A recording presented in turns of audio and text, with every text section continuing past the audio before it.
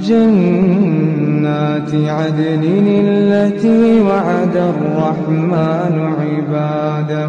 بالغيب إنه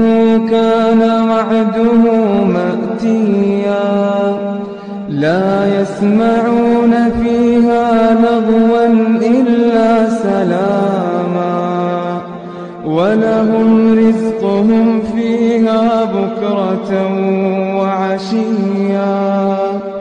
تلك الجنة التي نورث من عبادنا من